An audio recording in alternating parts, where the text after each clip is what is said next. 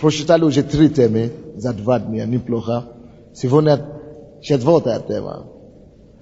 И я проповедую сегодня, и я буду читать тему сегодня, читать проповедь сегодня на теме грех неверности. Грех неверности. Сделайте тише чуть-чуть. Грех неверности и грех безответственности. Грех неверности и грех безответственности. Евангелие от Марка с 1 стиха по 9 стихи. И начал говорить им притчами. Некоторый человек насадил виноградник и обнес оградою, и выкопал тащила, и построил башню, и, отдав его виноградарам, отлучился, и послал в свое время виноградарам слугу принять от виноградарей плоды от виноградника. Они же, схвативши его, били и отослали ни с чем. Опять послал к ним другого слугу, и тому камнями разбили голову и отпустили его с бесчестием. И опять иного послал, и того убили, и многих других то били, то убивали. Имея же еще одного сына, любезного ему, напоследок послал и его к ним, говоря: постыдятся сына моего. Но виноградари сказали друг другу: это наследник, пойдем, убьем его, и наследство будет наше. И схвативши его, убили, и выбросили вон из виноградника. Что ж сделать хозяин виноградника? Придет и предаст смерти виноградарей, и отдаст виноградник другим. Мы читали с вами проповедь на тему Божьей цели, читали на тему Божьей цели, намерения и предназначения. О том, что Бог предназначил, чтобы мы с вами выполняли какие-то конкретные цели Его, какие-то Его программы, задачи здесь на земле. Поэтому Он нас родил вообще. Чем вы занимаетесь сейчас? Кем вы работаете? Станьте вишенка, как солдат. Водителем. Хорошо. Было то же время, когда Саул мотался по лесу и гнался за, кто скажет, за ослицей. Да, за ослом гнался. Да. Это тоже было занятие. Почему он гнался и искал ослицу? Потому что его поставили на работе. Он пас овец отца своего. И одна из них просто потерялся, поэтому он начал гулять и ходить по лесам. Потому что когда не открыто человеку его призвание, как и Саул, он гонится за ослицей. Допустим, когда я не знал, к чему Бог призвал меня, всеми силами и фибрами занимался журналистикой. Думал, что я буду бегать с камерой или с аппаратом и с бумагами какими-то писать репортажи. Оказывается, это не было мое призвание. Гнался за ослицей. Разными путями в жизни мы с вами гнались за ослицей. Но приходит время, когда Господь утверждает нас на Его волю. Так что, если вы работаете пока водителем, знайте, что Jest определенные призвания, которые есть в сердце Бога, кем вы еще станете. Есть некоторые, которые должны быть действительно водителями. Но я знаю, что вы призвали быть кем-то. Это должно открыться вам. Если еще не открыто, допустим, не удивляйтесь, время придет.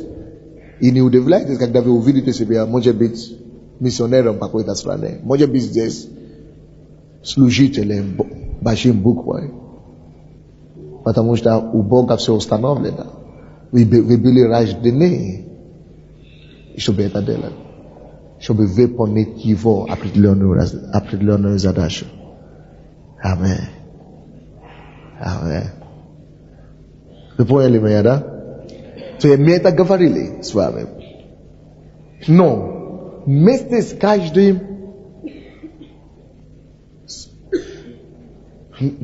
каждым призванием идет ответственность.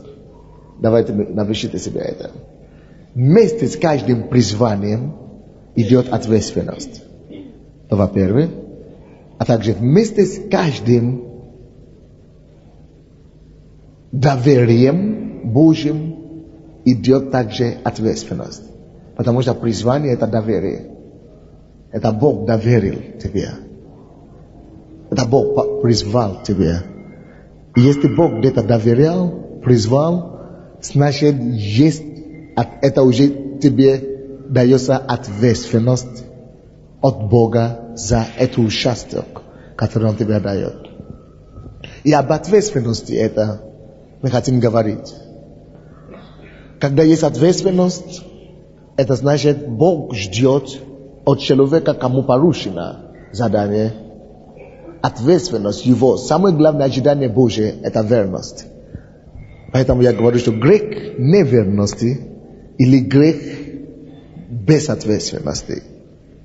Если Бог ждет верность от человека, и человек останется и окажется неверным, это грех. Если Бог дал человеку ответственность, а человек окажется безответственным, это тоже грех. Поэтому мы уже знаем с вами, что мы имеем призвание.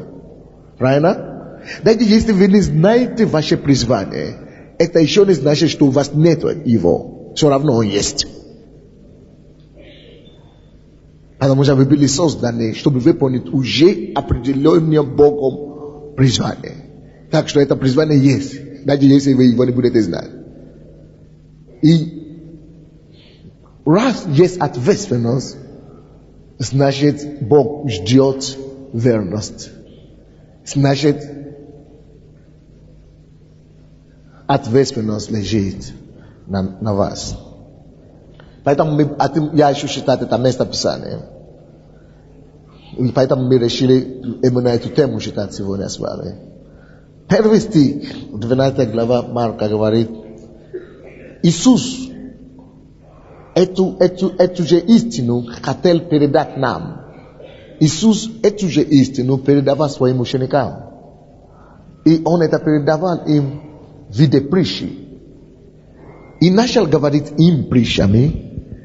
Некоторый человек насадил виноградник и обнес оградою, и выкопал тащила, и построил башню, и отдав его виноградарам, и сам отлучился.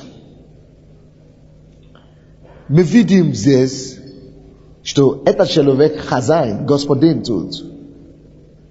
То скажет, кто он на самом деле? Конечно, Бог. Виноградарам, кому он дал виноградник, это кто? Каждый из нас. Это история обо мне. Давайте скажем так. Но, в отличие от этой истории, мы еще сможем учиться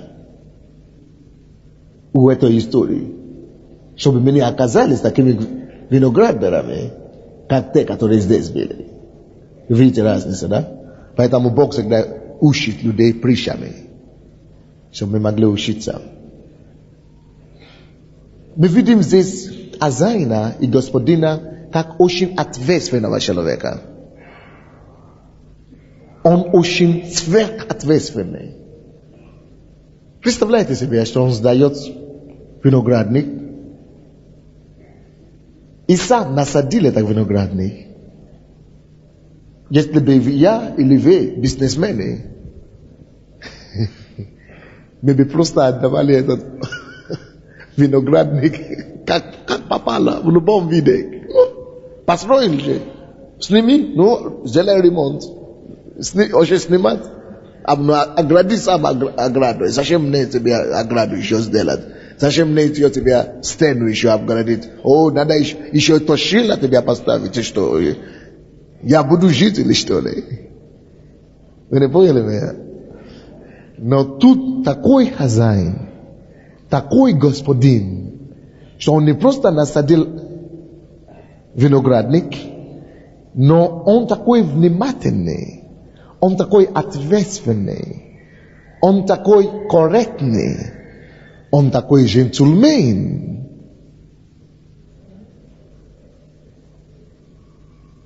Что он взял, выкопал еще, тащила для этих людей, которые будут там работать и трудиться. И это еще не все. Он взял, обнес еще оградою вокруг этого виноградника. И это еще не все. Пошел дальше, построил еще башню. Кто такое делает?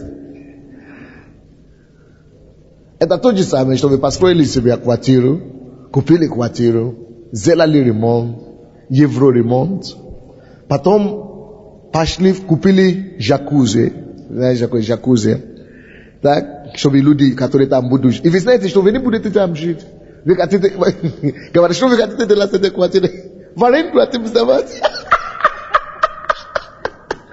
Вы хотите сдать в аренду и сделали евроремонт, сделали перепланировку, чтобы было удобно. Построили, купили джакузи, и пошли, это ванная такая. Это еще пошло, еще сделали, как это, баня, не баня, как сауну, еще построили сауну. Построил гараж, на бассейн, а потом еще и нанимали охранников. Класс, да? И знали, что вы там не будете жить. Чтобы просто арендовать, сдавать эту квартиру на аренду. Какой хозяин такой делает? Даже для себя, наверное, не все делают такой вещи. Тем более для других. Но тут у нас сверхответственный господин. Это наш Бог. Это история о нас. Знаете, что это обозначает? Оградой обнес, выкопал это, потащила, башню построил. Это значит, что Он дает вам, и Он начал сдать виноград, чтобы они трудились. И просто это значит, Бог, когда Он призвал вас, тебе, меня, дал нам поручение, призвание, цель в жизнь. Он таким же образом выкопал нам тощила, обнес над оградой. Короче, это обозначает, что все то, что нам надо, все условия, все необходимости, которые нам надо, чтобы состояться в жизни, на самом деле Господь уже вложил в тебе и в мне. И запишите это себе.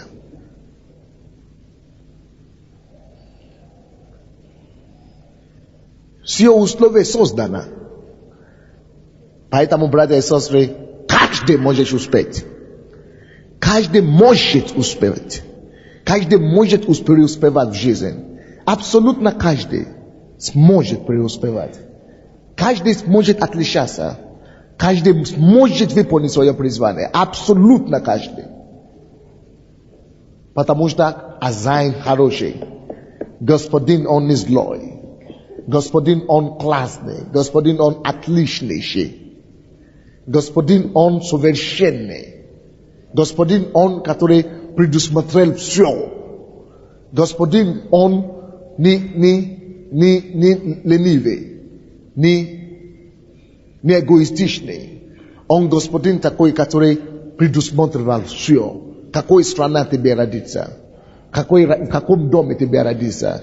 Кто должен быть родители? Какие обстоятельства ты должен вырасти? Все это должно бы работать или сработаться, чтобы способствовать этому призванию. Даже негативные опыты, даже негативные переживания, даже отрицательные явления в жизни, все должно сработаться тому, чтобы тебя сформировать и чтобы ты мог осуществлять свое призвание. Так и напишите.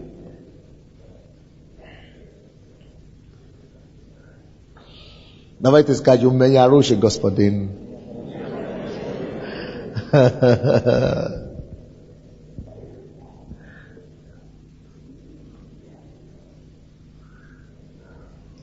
Только Бог может быть таким Господином,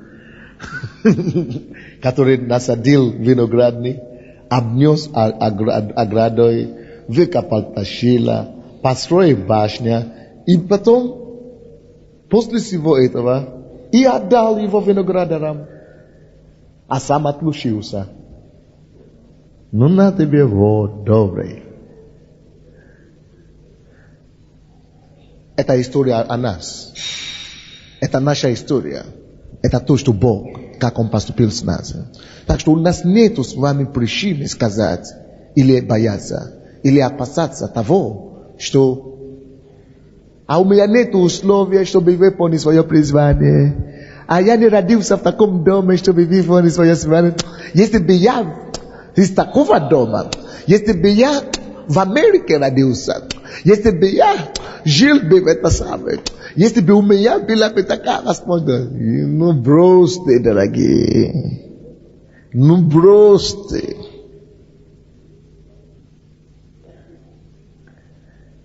Бог тебе позволит иметь ровно всего, сколько тебе нужно, столько тебе нужно, чтобы осуществлять именно это призвание, которое Он именно тебе дает.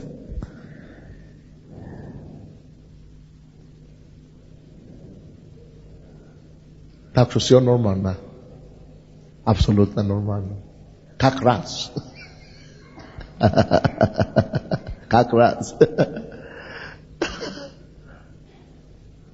Я понедельник говорил, что когда мне было 12 лет, я хотел закончить жизнь самоубийством. Я просто не знал, как это делать.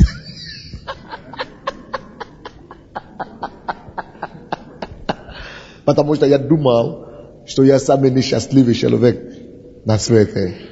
Я думал, Бог несправедлив. И я думал, вообще, если Он есть на свете, то Он жесток ко мне.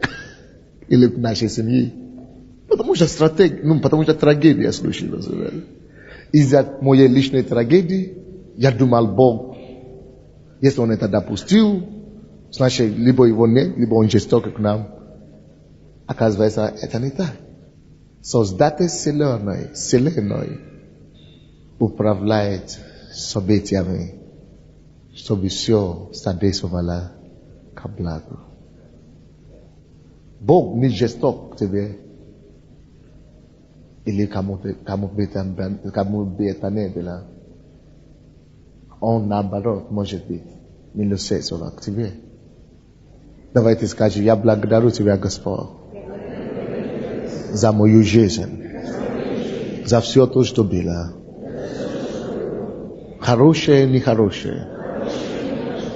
Но я благодарю Тебя, Господь, что я воспользуюсь это тому, чтобы осуществить то, к чему я призван. Именем Иисуса Христа. Пускай все обстоятельства служат к тому, чтобы я состоялся и выполнил свои цели. Спасибо Тебе, Господь. что так и будет. Во имя Иисуса Христа. Аминь. Это так. Когда мы начинаем понимать Бога, мы начинаем больше раздражаться в жизни. Когда мы начинаем понимать Бога, мы начинаем, вернее, меньше раздражаться в жизни. Когда мы понимаем Бога, мы начинаем понимать Бога, мы начинаем меньше драться с людьми.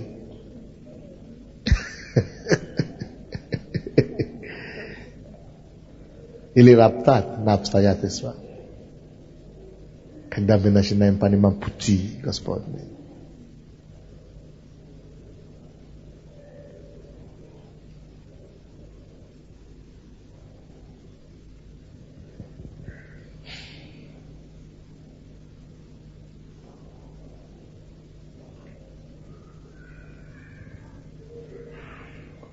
Я хочу отметить что-то еще здесь. В этом стихе мы видели, что Господин этот отдал один виноградник виноградарам, не одному виноградару, но виноградарам. Есть некоторые люди, которые имеют схожие или не схожие, общее призвание, заганное призвание, которые должны быть трудиться над одним виноградником. Есть спинное призвание, общее призвание.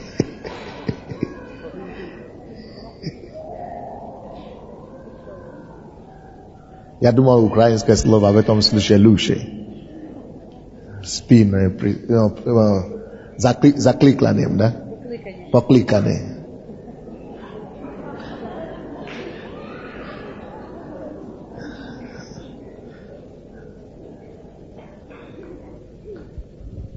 Есть некоторые, которые Бог призвал для общей задачи.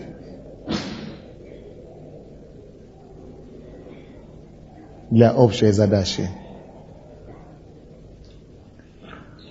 Для общей задачи. Поэтому Бог приводит определенных людей в определенную церковь, допустим. Определенные людей в определенное, служение какое-то, допустим.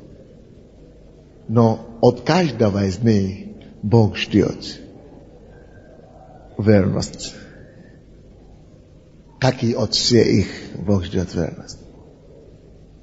Потому что очень часто, когда мы говорим об этом призвании, о силе каждого человека, о предназначении, в течение недели, такое создается впечатление, как будто вот у меня свое призвание обязательно должно быть какое-то отдельно. Вот у меня свое призвание какое-то, где-то отдельно, где-то там будет отдельно.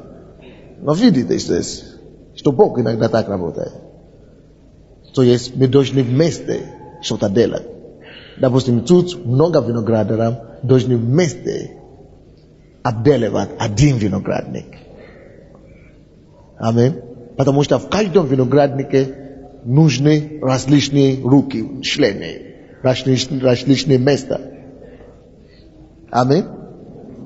Но верность требуется от того и от другого. Откуда мы это знаем? Давайте посмотрим 2 стих. И послал свое время виноградарам слугу, принят от виноградарей плоды из виноградника. О чем это говорится, дорогие? Заметьте себе первое слово в этом стихе, 2. Какой? Не послал. Какой? Свое, вот. Молодец, кто-то запомнил. Мы же говорили как раз вчера времени. Не послал. Перед послал, мы видим свое время. Свое время. Мы уже говорили об этом вчера. Каждое призвание имеет свое время. Каждая задача, каждая цель жизненная, каждое предназначение Бог определяет или располагает na vremene stroke sezone. Ita jest определенное, если ты призван Богом, есть определенное время, когда Бог уже начинает ожидать от тебя определенный результат, определенный плод. То есть такие, когда Бог уже начинает, сам Бог ожидает уже от тебя определенный какой-то результат. Но это в свое время бывает. Заметьте себе, что Господин не пошел преждевременно, потому что Он знает времена и сроки. Поэтому мы не имеем права с вами терять время. Есть время, когда Бог ведет тебя. Он не придет раньше, нет. Но каждый из нас знает, когда Бог уже его побуждает что-то делать. То есть время, установленное Богом для твоей задачи, для твоего призвания, для твоей цели, когда Он может появиться, чтобы просить, что ты сделал. Но что-то еще, если мы изучаем другие местописания, есть что-то еще интересное о времени. Я изучал эту тему вчера, и я думал, что все-таки есть одна специфика о времени, о которой мы не говорили. Почему-то Божьи планы, я думаю, что благодаря Его милости, время почему-то Бог может растянуть, или продлевать, или сокращать. Допустим, если мы возьмем ситуацию с царем Иезекииля, который уже Бог сказал: все, ты уже соберись, надо попрощаться с жизнью. И благодаря покаянию Бог добавил, кто помнит эту ситуацию? 15 лет к его жизни. Давайте посмотрим другую ситуацию, которая подобна на ситуации с этими виноградарями. Написано, что Бог придет в свое время. Но когда мы читаем другую притчу, Иисуса и притчу, мы видим, что в другое время Он продлевал как бы время для таким слугам. Давайте посмотрим Евангелие от Луки. То есть, это мне говорит о чем? О том, что у Бога есть всегда второй шанс. Бог второго, может быть, даже третьего шанса. Очень многие из нас теряли наши первые шансы. И Бог дает нам второй. Евангелие от Луки, 13 глава.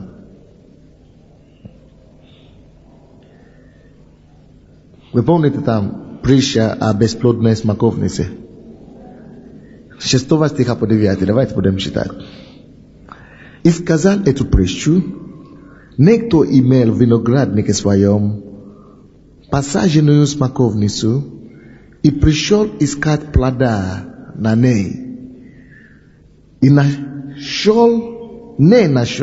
нашел, и сказал виноградарю: вот, я третий год прихожу искать плода на этой смоковнице, и не нахожу. Сруби ее, на что она и землю занимает. Но он сказал ему в ответ: господин, оставь ее и на этот год, пока я окопаю, уберите это фон, пока я окопаю ее и обложу навозом. Или навозом. Не принесет ли плода? Если же нет, то в следующий год срубишь ее. Как вы это понимаете? Шанс. Или как вы думаете? Я думаю, это говорится о том, что Бог есть милосердный Бог. То есть некоторые из нас, может быть, которые уже себя давят, уже осуждают себя, или уже свою душу как-то уже думают, что я же уже опоздал, я же уже такой старик, мне уже никуда не годится, я же уже, я разочаровал Бога, я подвел Бога. Я не ответил на его призвание или что-то еще. Слава Богу, что за Бога. Слава Богу за то, что Он такой милосердный. Слава Богу, что Он такой добрый. Слава Богу, что Он не судит нас по нашим грехам и преступлениям. Бог есть Бог второго шанса. Бог есть милующий Бог. Бог есть милосердный Господь. Бог дает второй шанс. Даже после того, как вы уже подвели Его первый раз, согрешили первый раз, или не оправдали Его надежду первый раз, при наличии покаяния, Бог всегда милует и дает второй шанс. Это то, что случилось с Иезекиилем. Вы поняли это? Но лучше идти с Богом с первого раза. Лучше не играть карты с Богом. Лучше не пропустить один раз. Кто его знает, Сатана может не дать вторую возможность. Аминь. Если мы видели, как Бог, как будущий господином этого виноградника, обложил, оградил, заботился о своем винограднике, а то, чтобы все было для преуспевания нашего, для того, чтобы мы отличались. Как вы думаете, какая должна быть наша ответная реакция в первую очередь? Верность. Верность, что я еще оправдать это призвание.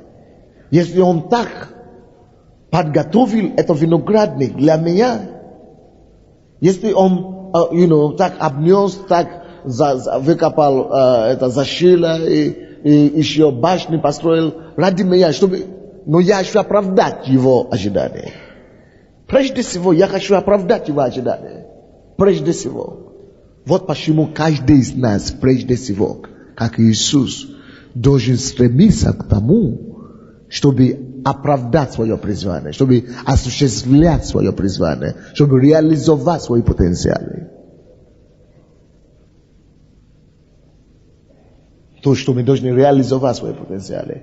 То есть все есть в нас. И ограда, и тащила, и башня. Бог уже все вложил в нас. Второй стих говорит, и послал в свое время виноградарям. Заметьте себя, кого Он послал. Не сам пошел, Он послал слугу. Принят от виноградаря плоды. От виноградника. Это стих настолько богатой, когда я читал его вчера, я говорю, Боже мой, почему я этого не видел раньше? Отметьте себя, Господин послал слугу виноградарям, чтобы получить от виноградаря плоды от виноградника. Это его собственность. Он имел на это право. Он дал вам на аренду. Послушайте сюда и напишите это. Мы ответственны. И имеем ответственность дать отчет или оправдать, или использовать наш талант и призвание, и исполнять свои цели. Потому что всякий талант, который Бог дал нам, это не наша собственность. Мой талант, это не моя собственность. Это Божье, то, что мне доверял. Мое призвание, это не моя. Это Его работа, это Его задание, это Его собственность, которую Он мне доверяет. Мое призвание, это не мое. Это то, что Он мне дал. Если бы Он мне его не даст, я бы его не имел. Я сам не придумал это. Это не мое, я ничего вообще не имею. То есть Бог имеет на это право. Так?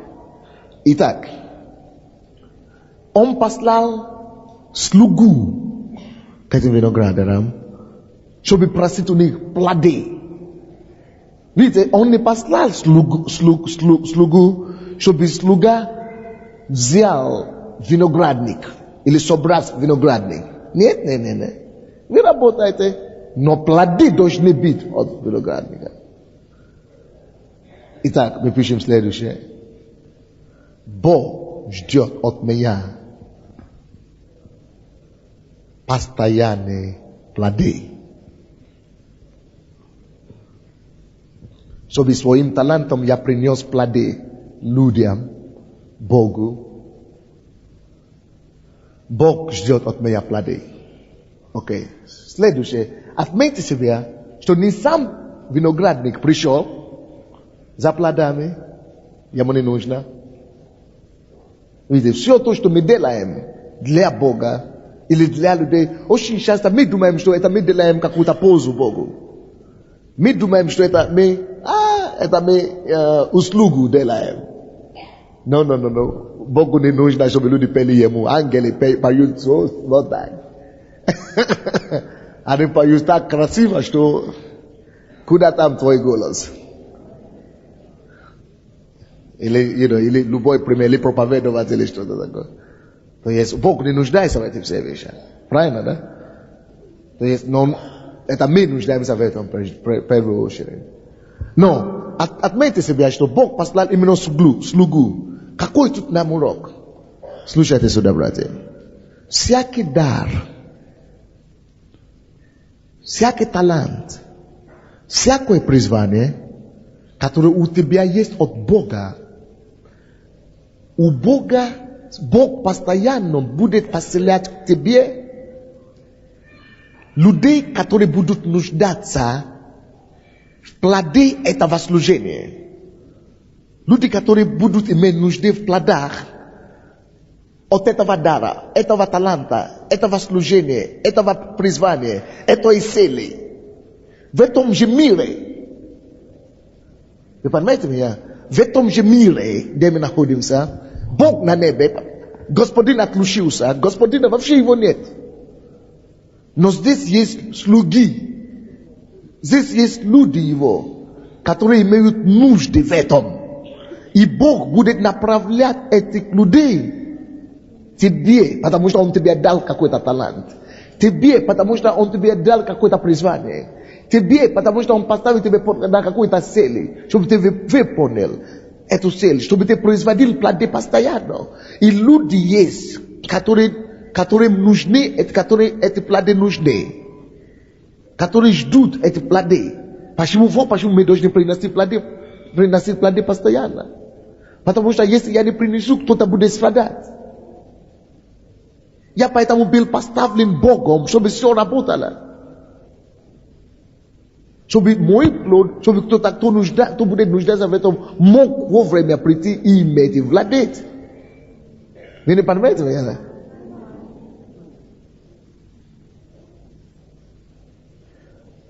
Допустим,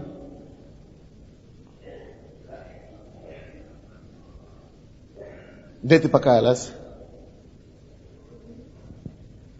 Церковь Слова Веры. Где мы были тогда? В Ленинграде. Хорошо. Допустим, Богу нужно, чтобы я начинал церковь в 94 году. И Бог уже знал, что нужно, чтобы я был послушным и был верным. Потому что в 95 году, да? В 95 году кто-то должны прийти. Чтобы их свое призвание тут уже начинает исполнять. Все запрограммировано у Бога. Если я это не выполню, это то же самое, как тут. Что эти виноградари схватили его, били и отослали ни с чем. Вы не понимаете меня? То есть, если я не сделаю, я не предоставлю плоды в это время, это то же самое, что я отослал эту слугу и бил, и уничтожал, то же самое, что убил его. Хорошо, я вам это докажу. Давайте возьмем другой пример, чтобы вы могли разобраться. Хорошо. Возьмите пример, когда Иисус от Евангелия от Матфея, 25 глава, когда Он говорит,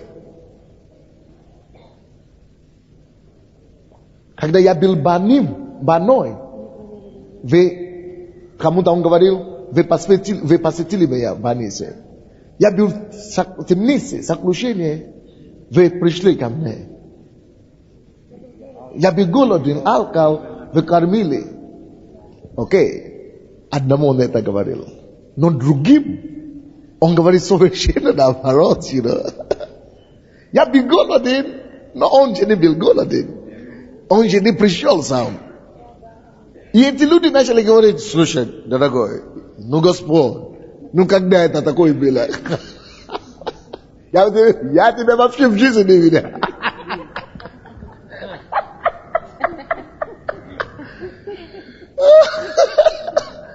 Ну, при чем ты тут? Ну, это ложь. Ну, какой ложь? Вот это не правда, ну, это обман, Господь. А Бог говорит, ну, да, нет, ну, нет. Вы отказали меня кормить. Я был в тюрьме. Ну, как ты мог попасть в тюрьму? Ну, я не слышал. А я был там. Ну, когда? Ну, как это понять? Потому что, когда мали эти были там, вот как раз я тебе поставил, чтобы, вот, это было твое призвание. Я как раз тебя поставил, чтобы ты пошел, посетил их. Ты взял и пренебрегал. И пренебрег. Вот. Когда я голодался, и халкал, это я ожидаю, чтобы ты кормил меня. Как раз ты этого не сделал. Он говорит, Господь, когда я тебя видел, никогда в жизни. Я бы тебе никогда не отказал. Конечно. Тебе мне никогда, конечно, не отказал бы. Но этому же отказал.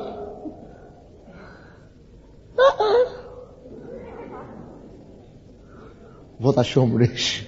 Что Господь послал Господин послал своего слугу.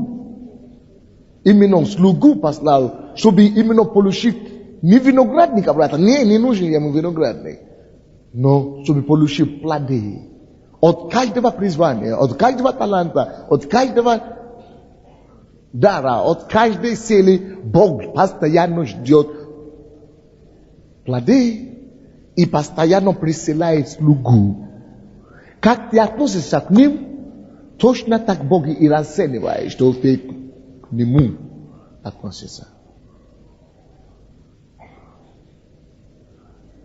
Бог так расценивает это все.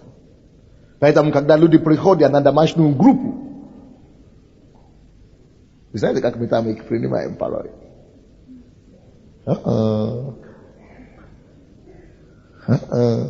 О, извините, я еще не раздета с работой. Только что с работой. Ну, извините, я не буду сегодня. Поэтому, когда Бог уже придет к тебе и скажет, что ты же побил меня, когда я пришел. Я тебя побил, никогда никого не побил в жизни. Никогда никого не бил в жизни. Поэтому, когда вы знаете свое призвание, когда вы знаете свой дар, свой талант, нужно всегда воспользоваться, нужно всегда использовать их во славу Божью.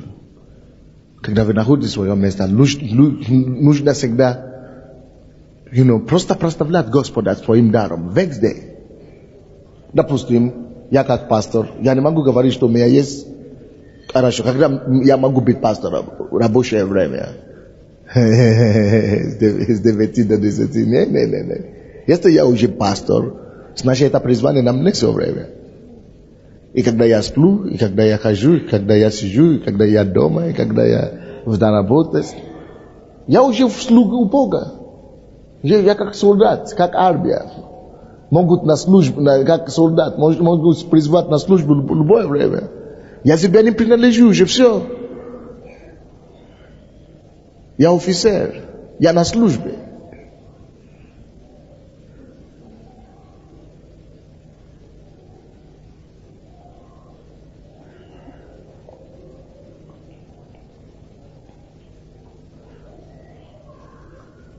Итак, первое, что Бог ожидает от людей, кого Он призывает,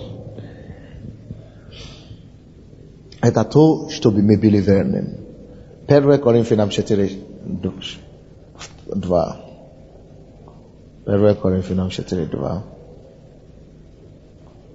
То, что мы говорим сейчас, доходит до кого-нибудь? Или слишком сложно? Понятно, да?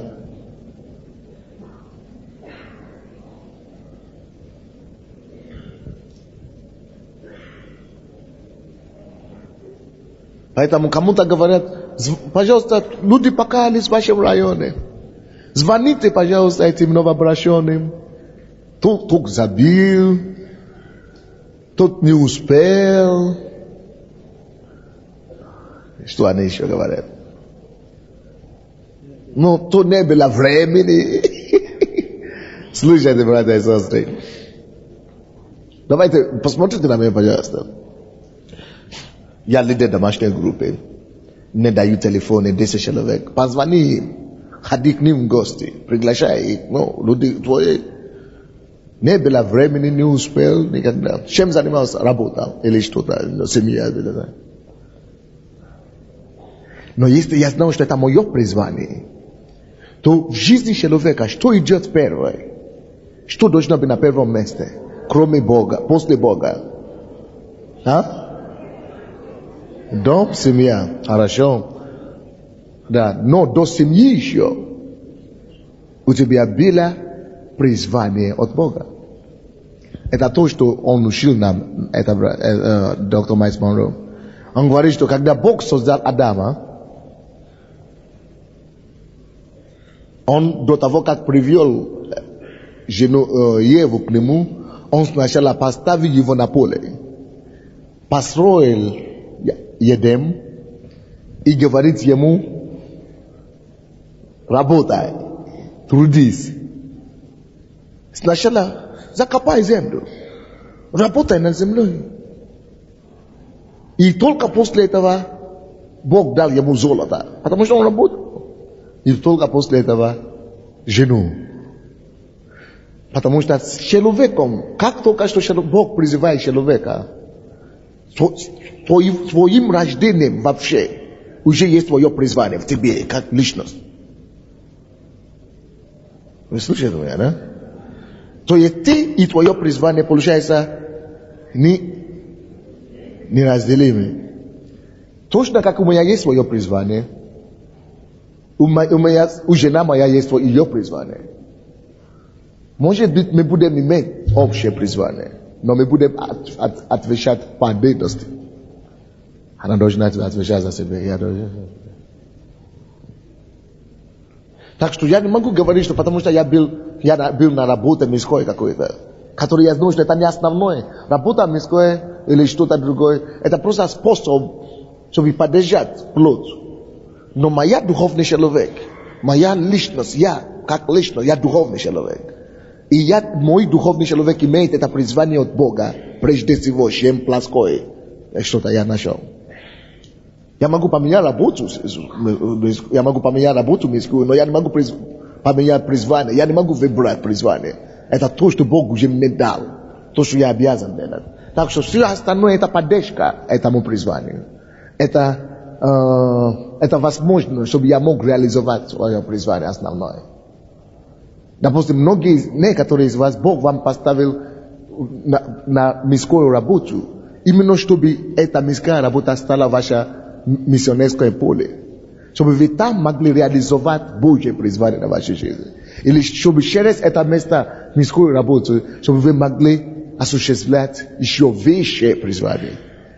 Получается, что мирские работы и другие, это всего лишь ступенька или средство к высшей цели, которая у тебя уже заложена. Сложно, да? Все нормально?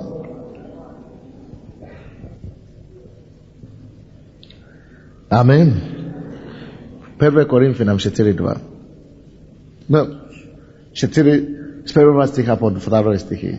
1-2. Итак, каждый должен разуметь нас, как служителей Христовых и домостроителей тайн Божьих. Каждый должен разуметь нас, видите, как мы прежде всего должны себя видеть. Как я прежде всего, как мы должны разуметь себя прежде всего, как кто? Служить домостроители Божьи. Прежде всего, на первом месте. Первое, как меня должны видеть. Если кто-то скажет, кто ты? Кто-то скажет, я инженер, я уборщица, я врач. Можно так сказать, это неплохо, это то, чем действительно работает. Но Павел хочет, чтобы мы прежде всего не видели себя как юриста. Но прежде всего он воспринимает самого себя как домостроитель. Как домостроитель Божий. Как служитель Божий. Прежде всего. А потом это уже то, что я, врач, или юрист, или адвокат, это уже попозже. Это как Иисус. Он говорит, кто ты? Он говорит, я сын Бога. Я Мессия. Я посланный. Но когда он приехал к себе на родине, как мы видели вчера, ему сказали, что это не Мессия вообще. Это плотник. Разве это они даже не сказали, что это сын плотника? Вы же были вчера. Говорили, это плотник, который рос с нами здесь. Потому что они воспринимали его по плоти. И поэтому написано, что он не мог делать большие чудеса там. Потому что они не могли воспринимать его верой. Потому что они его видели как плотника. А он себя видели как Мессия. Вот, поэтому очень важно, чтобы мы, как граждане Царства Небесного, как люди, которые не из мира сего, как люди, которые духовные, как люди, как граждане неба, прежде всего воспринимали себя не по плотнику, или инженер, или юрист, или не по тому, чем мы работаем, или чем мы занимаемся сейчас, а тому, кто мы есть, к чему мы призваны. Я был рожден с этой целью, чтобы это осуществлять. Я благовестник. Я служитель тайн Божий. Таинств Бога. Он говорит, что пускай нас разумеют как домостроитель Бога. Я домостроитель тайн Бога, дома Божьего. Я созидаю тело Христа. Я созидаю церковь Божью здесь. Я не просто инженер или юрист или строитель. Нет. Я домостроитель Христа. Я служитель Божий. Может быть, я еще не знал, кто я есть, евангелист, пастор или что, но я знал, что я уже служитель. Я знал, что я посланный человек. Я знал, что я человек предназначением. Точно как Иоанн Креститель знал, что я голос, вопиющий в пустыне. Я есть голос. Я есть поклонник. Я не музыкант, нет. Я поклонник. Я не певец, нет. Я поклонник. Я Божий поклонник.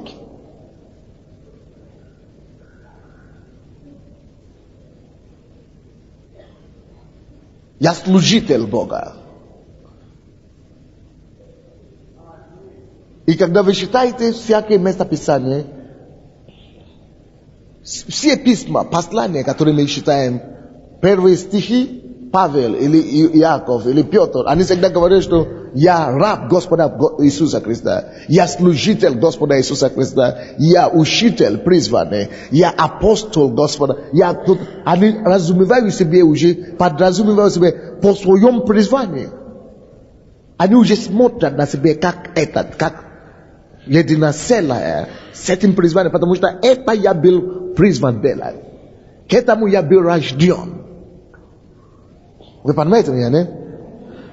Вот об этом и речь здесь идет. Что, итак, каждый должен разуметь нас. И важно, чтобы люди понимали вас. Поэтому, когда вы на работе, не курите, не пьете, не гуляете, не делаете всякие гадости, как другие. А кто ты? Почему ты такая? Потому что я другой. Потому что я другая. Я служитель Бога. Я домостроитель, я дочка Бога. Я призванный, я помазанник Бога. Я не как все. Нет, я действительно не как все. Это действительно так и есть, видно. Серьезно. И важно, чтобы люди разумели нас так. Итак, каждый должен разуметь нас. Пускай каждый разумеет нас, как служитель Христовых и домостроитель тайн Божьих. От домостроителей же требуется, что требуется, чтобы каждый оказался верным. Чтобы каждый оказался верным. Верность. Опять же. Господин закопал тащила, насадил виноградник, обнес оградою, построил башню. Ну, что тебе еще надо? Создать тебе условия. Провел тебя через тащила испытание. Горнила испытание.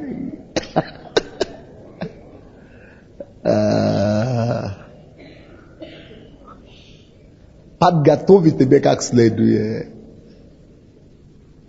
Теперь будь верен Ему. Амин.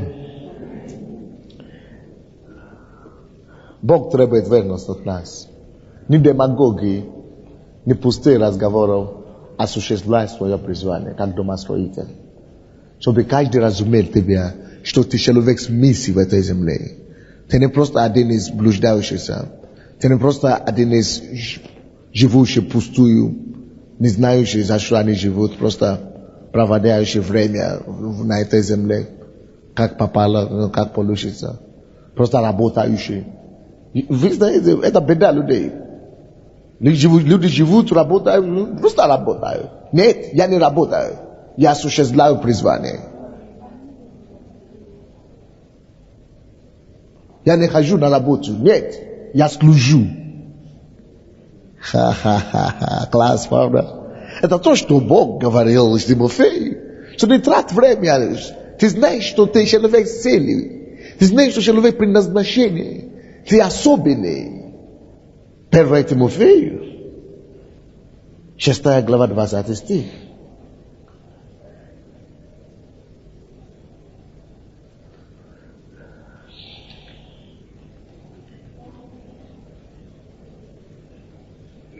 Первая Тимофея, 6 глава, 20 стих.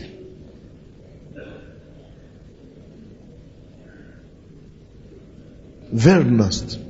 Будь сосредоточен на свое призвание. Сколько из нас здесь лидеры? Поднимите свои руки, а? Представляете, какое доверие нам? Верность. Нам надо просто быть фокусированы, сосредоточены на то, к чему мы призваны, на то, что Бог доверил нам, и быть максимально эффективными. Не важно, кто как бегает, не важно, кто как служит, не важно, кто как своим делом занимается, но я должен быть верным. Потому что одному он скажет, когда я голодался, ты мне не кормил. Я алкал, ты мне не дал. А другому скажет, ты мне как раз кормил. Поэтому пускай он не кормит его, пускай он его не посещает в тюрьме, пускай ему не одевает, когда он наги, но я буду его одевать. Я буду его кормить, когда он голоден. Я буду ходить в тюрьму. Поэтому я не буду смотреть на чужую жизнь и строить свою жизнь, потому что кто-то это не делает, чтобы я этого не делал. Нет, пускай все не делают. Но я знаю, что я хочу от него слышать. Я не хочу от него слышать, что иди в ночную тьму или в озеро огненное. Я хочу от него слышать, что добро пожаловал. Добрый и верный раб. Ты был верным малым. Войди в покой Господина твоего. Вот то, что я лично хочу слышать. Так что мне все равно, как кто служит или работает. А я хочу служить.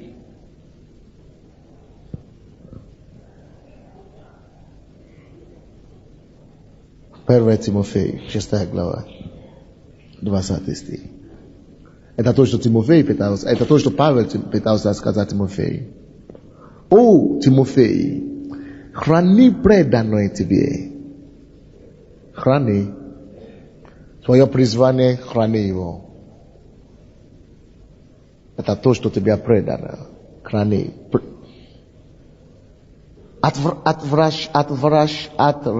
Отвращаясь негодного пустословия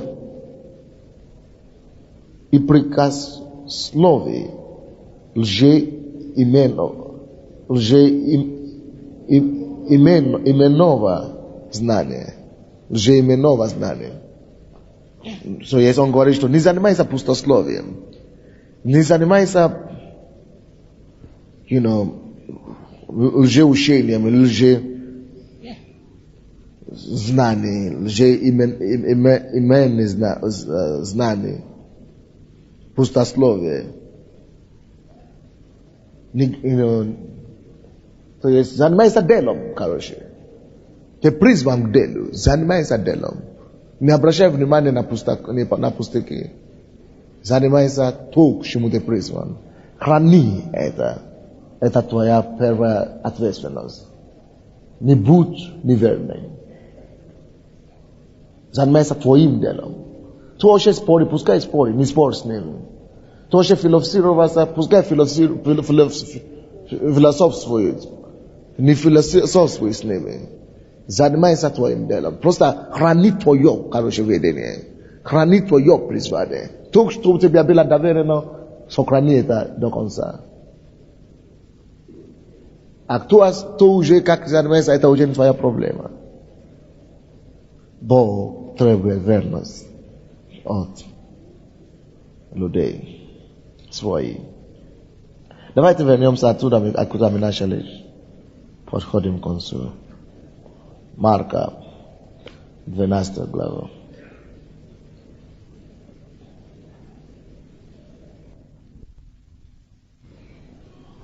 Опять послал к ним другого слугу, и тому камнями разбили голову, и отпустили его с бесчестием. Вы понимаете, что мы говорим здесь, да? Что это людей Бог разный будет послать тебе. Кто как ты к ним относится на домашней группе, в церкви. Иногда лидеры называются, да? Мы видим, что новообращенные приходят в церковь, когда мне надо спешить. Мы говорим, наставники или кто-нибудь, лидеры, выходите или что, мне надо. А Бог видит это, что камнями бросают некоторые, кого-то побивают, кого-то. Бог дает тебе шанс проявить эту верность, служить. Не види себя как профессионал. Это не мое служение, это не я, это не мое шире, это не... Если мы не можем отличить себя, личность, от нашего призвания. Я призван. Если я уже дома строитель, Слово Божие, я хочу, чтобы люди разумели меня как служитель Христов. Все время. Я не могу быть служителем только на служении. Я не могу быть служителем только моя очередь или мое расписание. Я служитель все время. Даже на работе. Я работаю в мирской работе, но я служитель, тоже там. Делаю свои мирские работы, но по возможности я представляю там Христа все время. Вы понимаете, что мы говорим, да? И все эти отношения, которые мы видим здесь, к этим слугам, это как раз история о нашей жизни. Точно так мы относимся ко всем разным людям, которые присылают нам Бог. Это печально, но так и есть.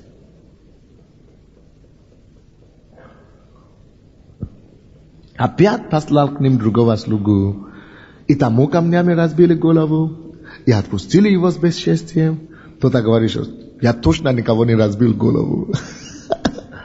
А кто его знает? Может быть, после того, как ты должен переговорить с ним, он пошел и действительно разбил голову. Но потому что ты не занимался им, поэтому он не пошел, выпил и все. И Бог берет тебя за ответственность, потому что ты должен его уже остановить на этом пути. Но ты не обращал внимания, тебя не до этого стульев ищешь, место занят. Опять иного послал, и того убили, и многих других то били, то убивали, имея же еще одного сына, любезного ему, напоследок послал и его к ним, говоря, постыдятся сына моего. Но виноградари сказали друг другу, это наследник, пойдем убьем его, и наследство будет наше. Те люди ищут свое, постоянно. Разве это не похоже на нас? Свои интересы. Свой интерес. Это мне выгодно. Наследство должно быть мое. Вот я буду делать только то, что мне выгодно. Вот я ищу, мы ищем, я буду, а что я буду иметь от этого? Но почему я должен этим заниматься? Это не порушено. Это невыгодно мне. То есть, люди хотят свое наследство. Они хотят то, что будет им. Вот, если бы это было мое служение. Поэтому это то, что они хотят. Они хотят, чтобы это виноградник вообще стал их. Они хотят свое. То есть, если бы это было мое, они не хотят, чтобы быть слугой, быть верным, чужом деле. Они хотят, чтобы если бы это я. Поэтому они не обращают внимания на слуг, который он присылает им. Поэтому им не до слуг этих. Они о себе мечтают. Причем тут какой-то слуг? Зачем я должен тратить свое время? Почему я должен? Почему я?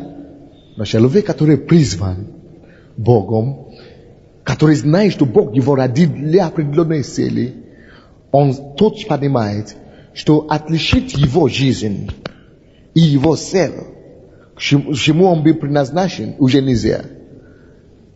Кто понимает, правильно? Он тот понимает, что я должен выполнить свое призвание, поэтому у меня нет свое уже. Я слуга здесь для Бога. Я здесь выполняю Божьи цели. Я домостроитель Христов. Я служитель таинств Бога. Аминь. И что Бог сделает? 9 стих. Что же сделает хозяин виноградник? Придет и предаст смерти виноградарей. Все. Предаст смерти. И отдаст виноградник другим. Потому что камень, неужели вы не читали этого Писания? Камень, который отвергли строители, тот самый сделался главой угла. То, что вы пренебрегали, тот дар, тот виноградник, который вы не заботили, о котором вы не работали, тот дар, который ты отверг, этот другой человек сделает его главой угла. Это станет как раз что-то, но это уже будет другой. Вот почему Иисус и говорит, что если вы не закричите, если вы не прославите, я найду, что это сделает. Камни это сделает. Но все равно я буду прославлен. Аминь. Давайте склоним нашу голову. Грех без неверности и без ответственности. Господь, я благодарю Тебя за Твое призвание. Не надо повторять, просто молитесь Богу, что благодарите Его за Его призвание на вашей жизни. Что скажите Ему, я не отличаю мое призвание и меня Божье, или свое, или Твое. Я хочу быть Твой домостроитель, служитель Твой. Всякий раз в моей жизни я хочу исполнить свое призвание. Помоги мне, Господь.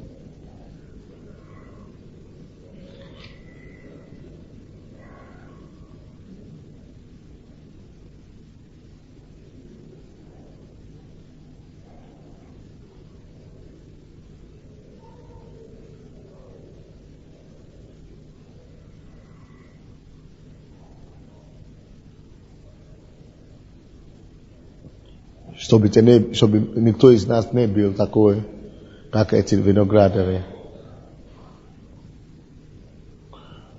Благодарите Господа за то, что Он уже заготовил все в вас. Все, что нужно, чтобы вы выполнили свое призвание. Все, что необходимо, чтобы вы сделали то, к чему Он призвал вас. Он уже это заложил в вас. Он уже закопал тащила. Он уже насадил виноградник. Он уже обградил ограду. Он уже построил башни. Ты сможешь это делать. Ты успеешь. И скажи Богу, я верю, что я успею. Я сделаю. Все, что есть у меня, твои способности есть у меня. Твое помазание есть у меня. Твой дух есть во мне. Я верю, Господь, что к тому, к чему Ты меня призвал, сделаю, осуществлю во имя Иисуса.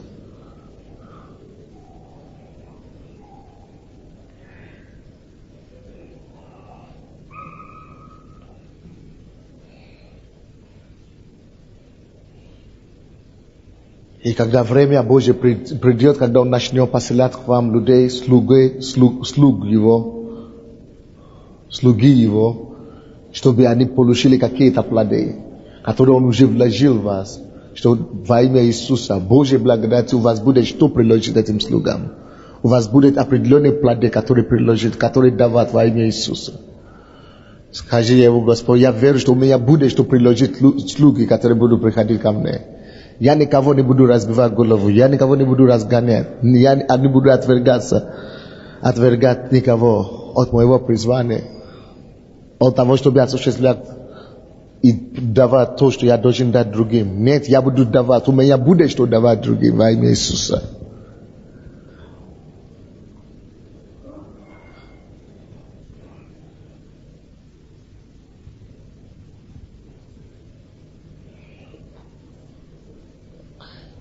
Просим, чтобы Бог помог вам быть верным и быть ответственным.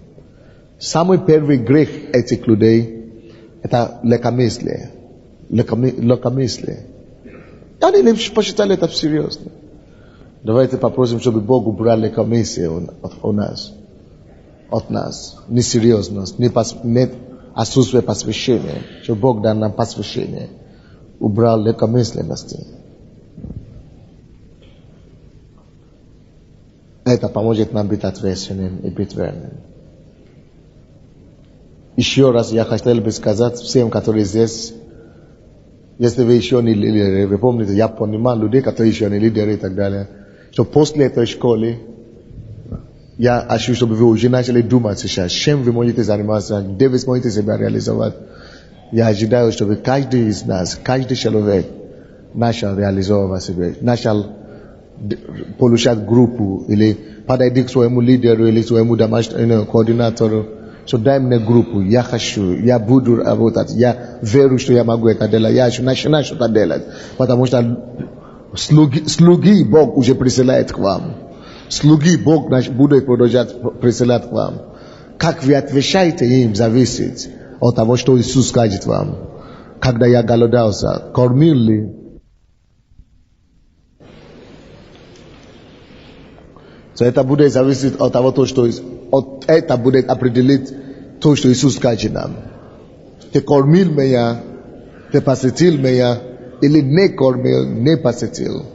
Это не его самому, не жабова, это речь идет о все, кого Бог будет присылать нам, чтобы получить тот талант, то благословение, то способности, которые Бог уже вложил в нас. Аминь. Давайте будем молиться. Поднимите ваши руки к Богу. Господь, мы благодарим Тебя за сегодня, за Твое Слово. Мы послушали Твое Слово сегодня. И мы будем разуметь себя, как домостроители таинств Бога, как служители Христовы. Чтобы мы могли видеть себя. Господь, помоги нам, чтобы мы могли с помощью Духа Святого всегда видеть себя, как Ты видишь нас. осознавая себе Твои служители везде, на работе, дома, в церкви, чтобы мы могли разуметь себя Твоими служителями. И чтобы мы могли, Господь, исполнять все призвания, все способности, все цели, которые Ты ставишь перед нами, Господь. Будь прославлен во имя Иисуса Христа. И весь народ сказал: